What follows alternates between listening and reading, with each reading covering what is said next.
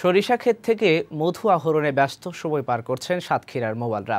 মৌসুমের এ সময় মৌমাছির পরাগায়নের ফলে অধিক ফলন পাচ্ছে সরিষা চাষিরা।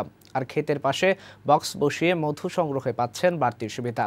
এখানকার মধু গুণে মানে উন্নত হওয়ায় তা বিদেশে রপ্তানি করে বৈদেশিক মুদ্রা অর্জন করা সম্ভব। সাতক্ষীরা প্রতিনিধি শামীম পারভেজের পাঠানো তথ্যচিত্রে ডেস্ক রিপোর্ট। সাতক্ষীরায় চলতি বছর 500 মেট্রিক টন মধু আহরণের লক্ষ্যমাত্রা নির্ধারণ করা হয়েছে। ফলে বৃদ্ধি পেয়েছে জেলার সরিষা চাষ।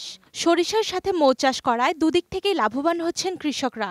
গুণমানের বিচারে উন্নত হওয়ায় এই মধু রপ্তানি করে বৈদেশিক মুদ্রা আয় করা সম্ভব বলেও মনে করেন চাষিরা। এবছর জেলায় ৯,৪৩০ হেক্টর জমিতে সরিষার চাষ হয়েছে। জেলার মাটি ও আবহাওয়া সরিষা চাষের জন্য উপযোগী হওয়ায় ফলনও হয়েছে বেশ ভালো। আর এসব সরিষা ক্ষেতের পাশে বাক্স পদ্ধতিতে সরিষা ফুলের মধু আহরণ বেশ জনপ্রিয় হয়ে উঠেছে। মৌমাছি পালন করছি এবং ব্যবসা করছি, যা মধু সংগ্রহ হয় তা লাভজনক। মৌমাছির চাক বসানোর ফলে আমাদের সরিষার ফলন ভালো হচ্ছে।